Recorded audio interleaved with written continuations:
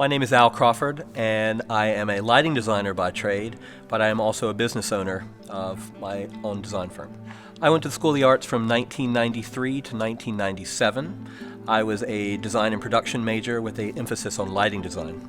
I was born in Raleigh, North Carolina. When I was growing up, I believe I was one of those kids that needed some direction. The arts gave me the opportunity to focus on something, and I think that's the thing that really set me on track. I grew up in an artist's family. My father was a very talented jazz musician, and so I was exposed to a lot of musical artists throughout my young life. And there was that one particular moment where I saw a concert performance that really involved lighting. It was actually a performance by Pink Floyd, a large concert called Pulse. I was in my early teens, probably maybe even 12, 13 years old, and it literally threw me on my back. And I asked my father, who does that? Someone creates that. And that's, I think, the aha moment that set me on my path. The School of the Arts was my first choice of university to go to. It has the best lighting design program and always has in the nation. What I expected out of my experience at the School of the Arts was really a thing out of the movies. I mean, all of us saw Fame, right? So it was one of those places I thought that everyone was dancing on the tables and there were artists everywhere running around with paintbrushes. Ultimately, it was kind of that.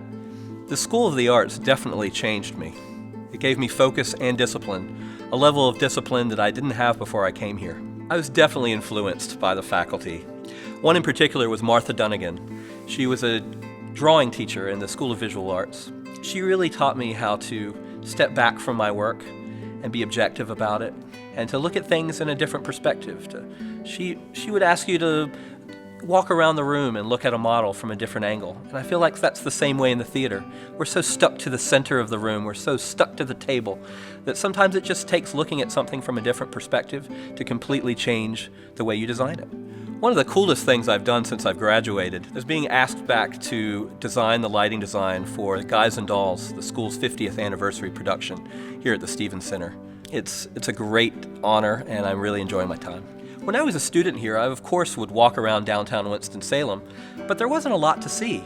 The city of Winston-Salem was really on a path of exploration and growth. It's been incredibly fun to be able to see all the things that are happening. It's not just restaurants and bars, but it's about the culture of the city. It's about the fabric and the rhythm of the city of Winston-Salem. And I think coming back 20 years later to see that growth has actually been successful, it's really changed for the best, and I think it's amazing to see it growing, and I'm sure it will continue to.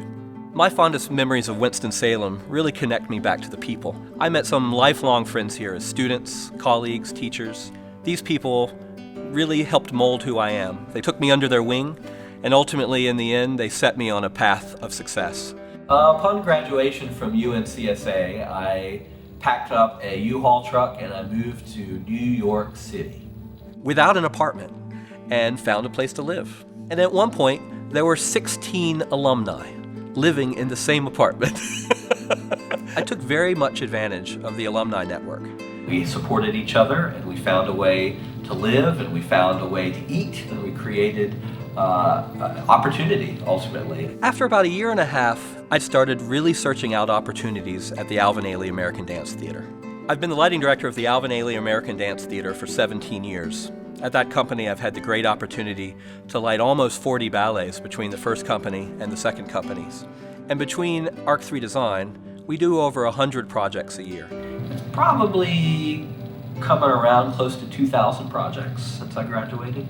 Today I'm traveling back to New York City. I have 24 hours at home, a very important 24 hours to be at home with my family. And then on Tuesday night I go to Los Angeles to hook up with the Ailey Company. They're at the LA Music Center. And then immediately following, I go to Berkeley, California with the Ailey Company. Then I'm going to Miami to the Adrian Arsh Center. Then right after that, I go to Philadelphia. I've had the great opportunity of working all over the world, over 70 countries that I've traveled to. Additionally, I work in a lot of non-traditional spaces, so places like the Park Avenue Armory in New York City, the White House, the Brooklyn Academy of Music, and the Joyce Theater Foundation recently connected me with a very important new company called Malpaso in Havana, Cuba. I go for inspiration to music. Music's where I really began to become connected to the arts because of my family. Every project that I work on, I really look for that musical piece that connects to the work in some way. I see color when I hear music, so I try to pull the color from the flavor of the music that's a part of the project.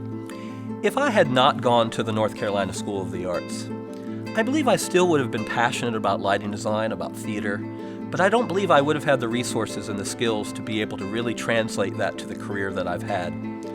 If I had to give advice to the next class of design and production students, it would really be to take your time. Enjoy your time here at school. Take advantage of all the opportunities you have here. And then when you graduate, do everything in your power to make the connection to the alumni network.